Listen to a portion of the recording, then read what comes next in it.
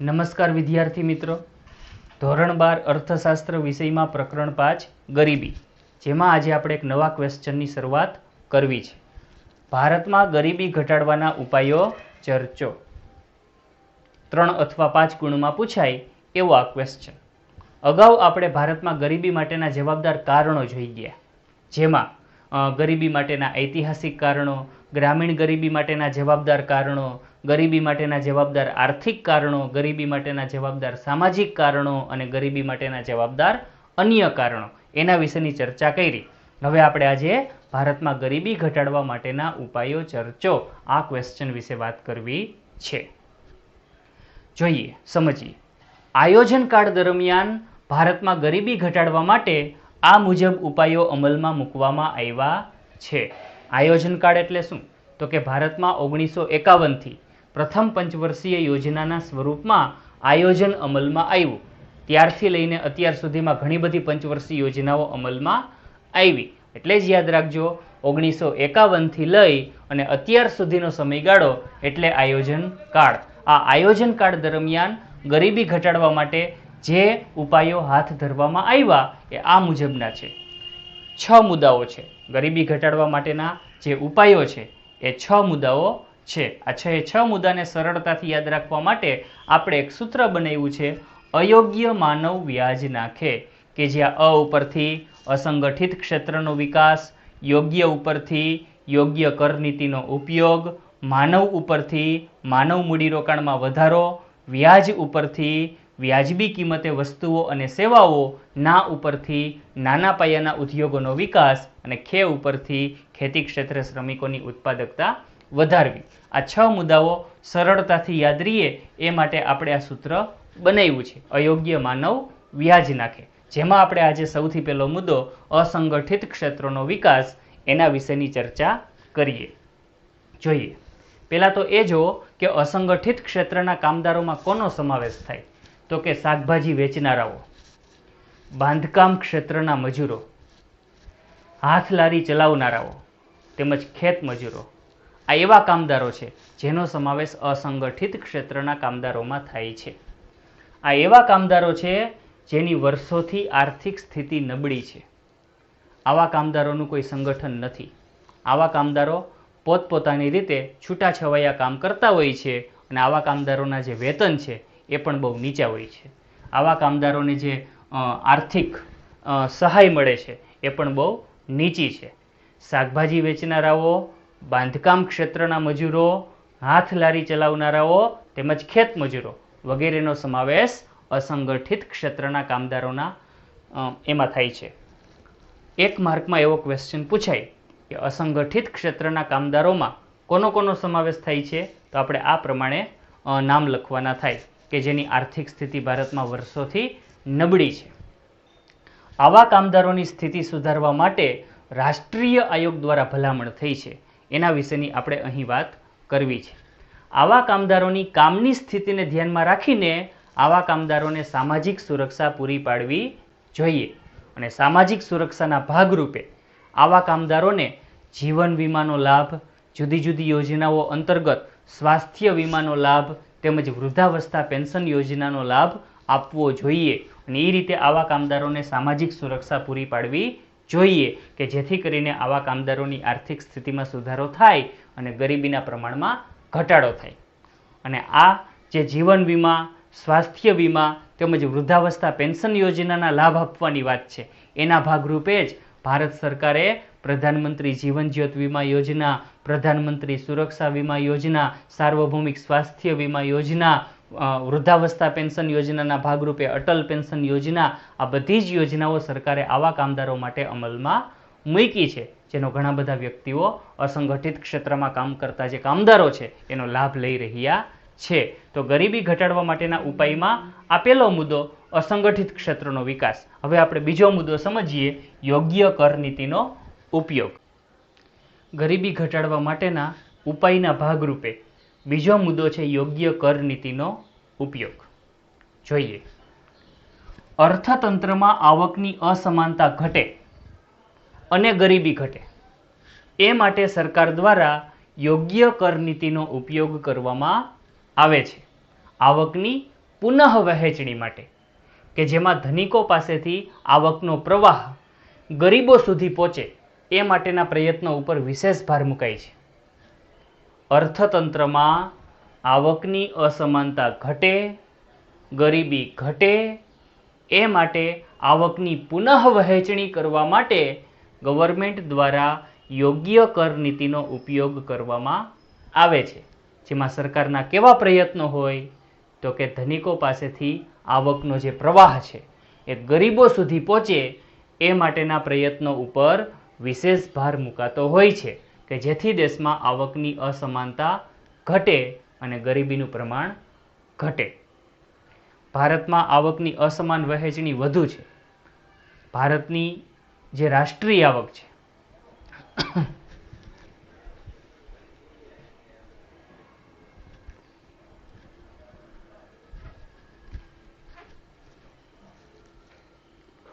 ગરીબી ઘટાડવાના ભાગરૂપે હવે આપણે બીજો મુદ્દો યોગ્ય કર નીતિનો ઉપયોગ, આ મુદ્દા વિશેની ચર્ચા કરીએ. જો ભારતીય અર્થતંત્રમાં આવકની અસમાનતા વધુ છે, ગરીબી વધુ છે. બધાને ખ્યાલ છે કે ભારતની આવકમાં જે વધારો થાય છે એના મોટા લાભો કોણ લઈ જાય છે તો કે ટોચના ધનિકો, જ્યારે તળિયાના ગરીબ લોકો સુધી આવક વૃદ્ધિના લાભો પહોંચતા નથી, એટલે તળિયાના ગરીબ લોકોની સ્થિતિમાં ખાસ સુધારો થતો નથી. આ સ્થિતિમાં સુધારો કરવો હોય તો દેશમાં આવકની અસમાન વહેંચણી ઘટાડવી પડે, અને એ માટે આવકની પુનઃ વહેંચણી કરવી પડે, અને એ માટે ગવર્મેન્ટ યોગ્ય કર નીતિનો ઉપયોગ કરે છે. દેશમાં આવકની અસમાનતા ઘટાડવા, ગરીબી ઘટાડવા, આવકની પુનઃ વહેંચણી કરવા માટે યોગ્ય કર નીતિનો ઉપયોગ સરકાર દ્વારા થાય છે, કે જેમાં આવકનો પ્રવાહ ધનિકો પાસેથી ગરીબો સુધી પહોંચે એ માટેના પ્રયત્નો ઉપર વિશેષ ભાર મુકાતો હોય છે. અહીંયા સરકાર કઈ રીતે કર નીતિ ઉપયોગમાં લે છે એના વિશેની વાત કરીએ. ધનિક લોકો, બધાને ખ્યાલ છે કે ધનિક લોકો પુષ્કળ ઇન્કમ કમાય છે, પુષ્કળ આવક મેળવે છે, એટલે ધનિક લોકો વધુ કર ભરવા માટેની ક્ષમતા ધરાવે છે, એટલે જ સરકાર ધનિકો પાસેથી મોટી માત્રામાં કર વસૂલે છે. સરકાર ધનિક લોકો પાસેથી વધુ માત્રામાં કર વસૂલે છે, અને એ રીતે સરકાર ઘણી બધી ઇન્કમ પ્રાપ્ત કરે છે. અને ધનિકો પાસેથી ટેક્સના રૂપમાં જે ઇન્કમ સરકારે પ્રાપ્ત કરી હોય એ જ ઇન્કમમાંથી સરકાર ગરીબો માટે વિવિધ યોજનાઓ અમલમાં મૂકે છે, અને યોજનાઓના ભાગરૂપે સરકાર ગરીબોને આર્થિક સહાય આપે છે. એ રીતે ધનિકો પાસેથી આવકનો પ્રવાહ ગરીબો સુધી પહોંચે એ માટેના સરકાર પ્રયત્નો કરે છે, અને ગરીબ લોકો કે જે ઓછી આવક ધરાવે છે, કર ભરવાની ક્ષમતા ધરાવતા નથી, એટલે જ સરકારે ગરીબ લોકોને ટેક્સમાં, કરમાં ઘણી બધી રાહતો આપેલી છે.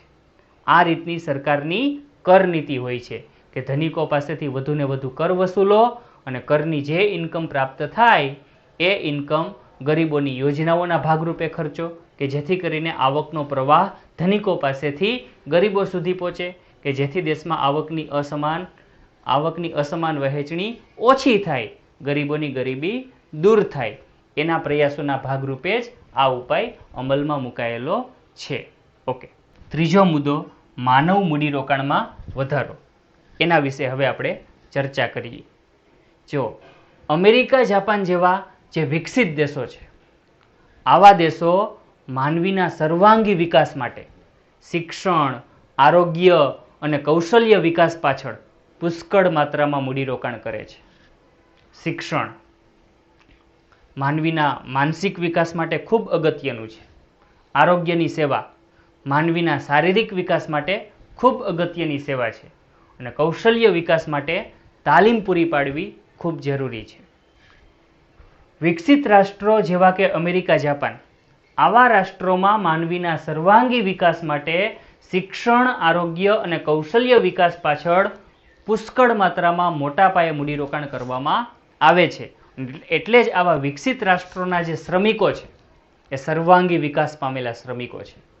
આવા શ્રમિકો માટે રોજગારીના પુષ્કળ વિકલ્પો હોય છે.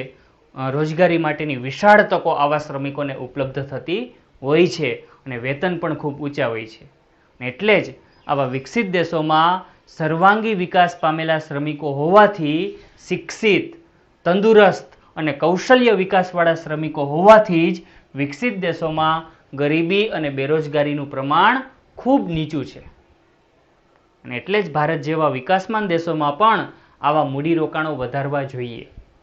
શ્રમિકોના માનસિક વિકાસ માટે, શ્રમિકોના શારીરિક વિકાસ માટે, શ્રમિકોના કૌશલ્ય વિકાસ માટે ભારત સરકારે પણ શ્રમિકો પાછળના મૂડીરોકાણો વધારવા જોઈએ, માનવ મૂડીરોકાણ વધારવા જોઈએ. માનવીના સર્વાંગી વિકાસ માટે શિક્ષણ પાછળ, આરોગ્ય પાછળ, કૌશલ્ય વિકાસ પાછળ જે મૂડીરોકાણો કરવામાં આવે છે એને આપણે માનવ મૂડીરોકાણ તરીકે ઓળખશું. જે વિકસિત દેશોમાં વધુ માત્રામાં થાય છે એની સામે ભારત જેવા વિકાસમાન દેશોમાં માનવ મૂડીરોકાણ ખૂબ નીચા હોય છે. યાદ રાખજો, સમાજમાં શિક્ષણનું ઊંચું સ્તર રોજગારીના વિસ્તૃત વિકલ્પો પૂરા પાડે છે. જે શ્રમિકો શિક્ષિત હોય એને રોજગારી માટેના વિસ્તૃત વિકલ્પો મળે, વિશાળ વિકલ્પો મળે. એટલું જ નહીં, શ્રમિકોમાં કૌશલ્ય વિકાસથી એની ઉત્પાદકતામાં વધારો થાય, વધુ માત્રામાં ઉત્પાદન કરી શકે.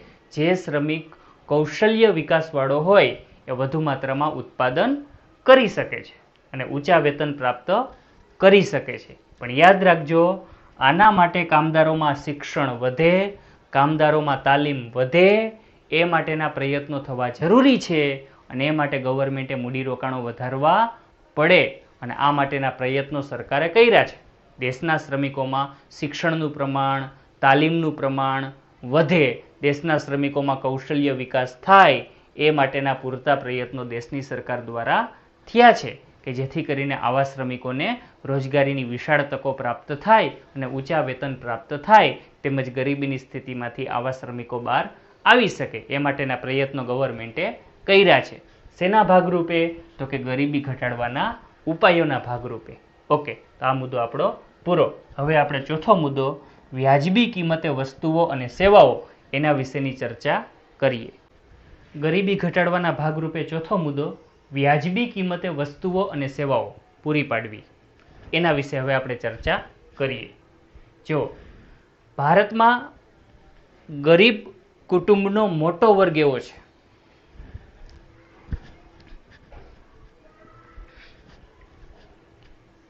ગરીબી ઘટાડવાના ભાગરૂપે ચોથો મુદ્દો, વ્યાજબી કિંમતે વસ્તુઓ અને સેવાઓ પૂરી પાડવી, એના વિશેની હવે આપણે ચર્ચા કરીએ. ભારતમાં મોટો ગરીબ વર્ગ એવો છે જે આર્થિક રીતે ખૂબ નબળો છે.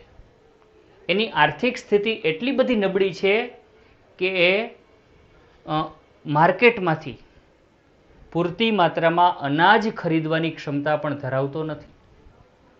જો ભારતમાં અનાજની અછત નથી. 1966 થી લઈ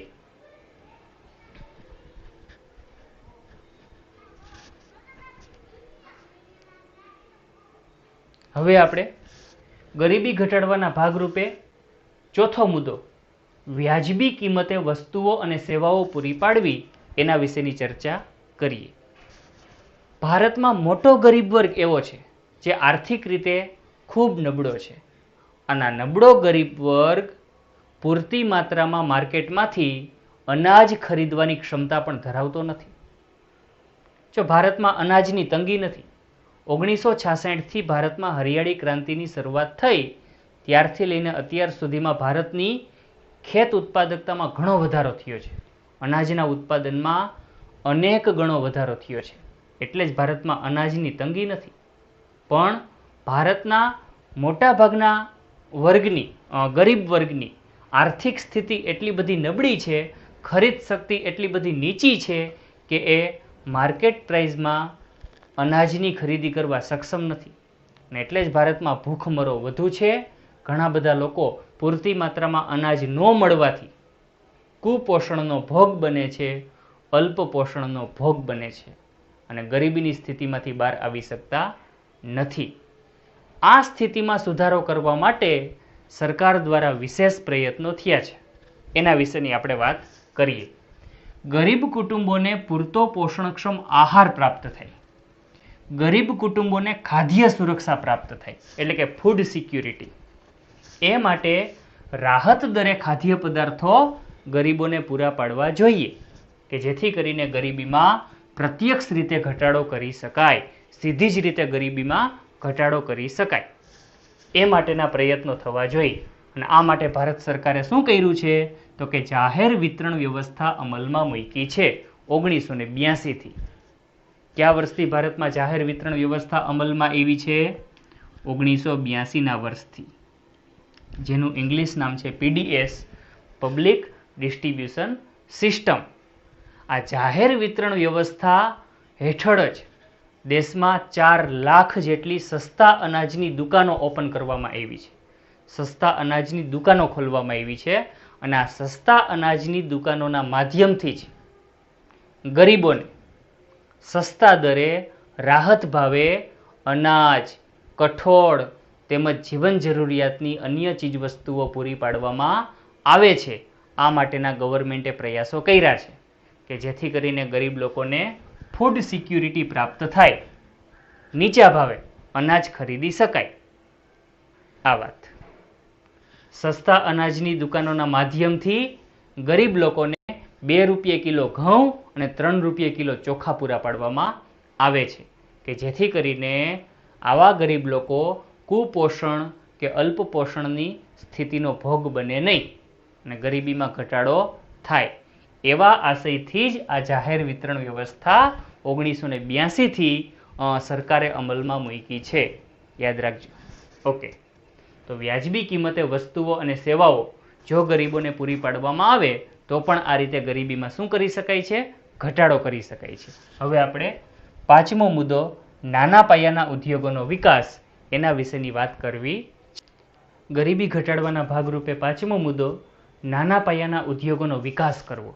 જો ભારતમાં કુલ રાષ્ટ્રીય ઉત્પાદન વધારવાના હેતુથી, દેશની કુલ રોજગારીમાં વધારો કરવાના હેતુથી નાના પાયાના ઉદ્યોગો અને ગૃહ ઉદ્યોગો ખૂબ જ અગત્યના સાબિત થયા છે.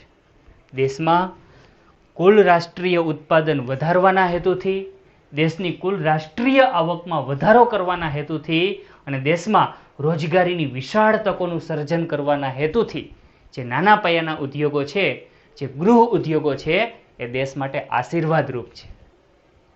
કોને આપણે નાના પાયાના ઉદ્યોગો અને ગૃહ ઉદ્યોગો ગણશું?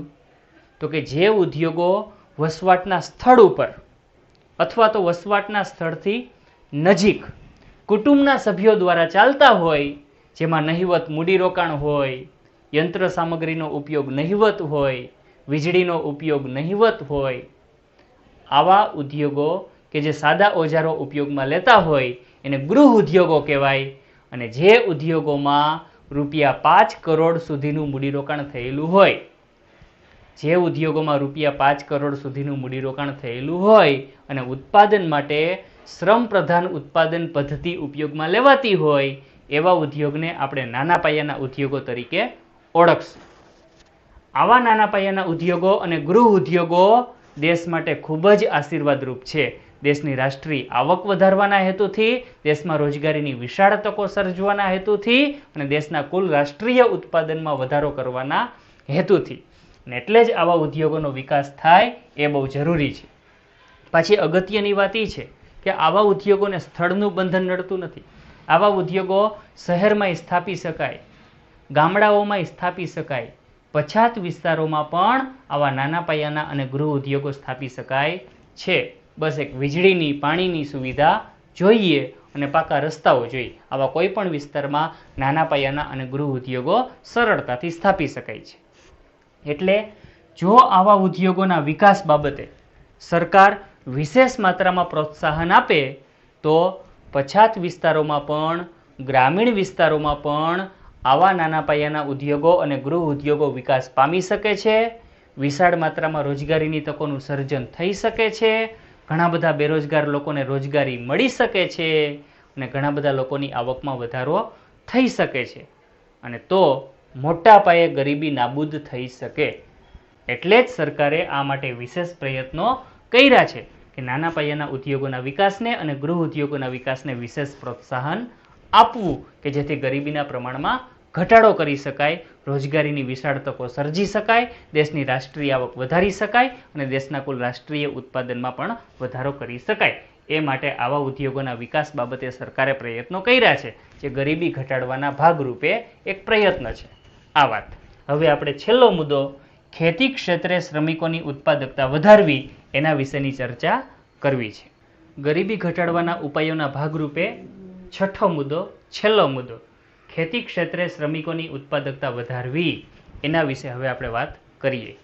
જો ખેતી ક્ષેત્રે શ્રમિકોની ઉત્પાદકતા વધારવા માટેના પ્રયત્નો થાય, ખેતી ક્ષેત્રે શ્રમિકોની ઉત્પાદકતા વધે એ માટેના પ્રયત્નો ઉપર જો ભાર આપવામાં આવે તો ચોક્કસપણે શ્રમિકોની આવક વધે અને ગરીબીમાં ઘટાડો થઈ શકે. શ્રમિક દીઠ ઉત્પાદકતા એટલે શું? તો કે સરેરાશ એક શ્રમિક દીઠ ખેતી ક્ષેત્રે થતું ઉત્પાદન, એને આપણે શ્રમિક દીઠ ઉત્પાદકતા કહેશું, જે વિકસિત દેશોની તુલનામાં ભારતમાં ખૂબ નીચી છે અને એટલે જ ભારતના ખેતી ક્ષેત્રે કામ કરતા શ્રમિકોની ઉત્પાદકતા નીચી હોવાથી આવા શ્રમિકોની આવક પણ નીચી રહે છે અને પરિણામે આવા શ્રમિકો ગરીબીની સ્થિતિમાંથી બહાર આવી શકતા નથી. એટલે જ આવા શ્રમિકોની ઉત્પાદકતામાં વધારો થાય એ ખૂબ જરૂરી છે, તો જ આવા શ્રમિકોની આવક વધશે અને આવા શ્રમિકો ગરીબીની સ્થિતિમાંથી બહાર આવી શકશે. આ માટે સરકાર દ્વારા વિશેષ પ્રયાસો થયા છે. કેવા પ્રયાસો? એના વિશેની હવે આપણે વાત કરીએ.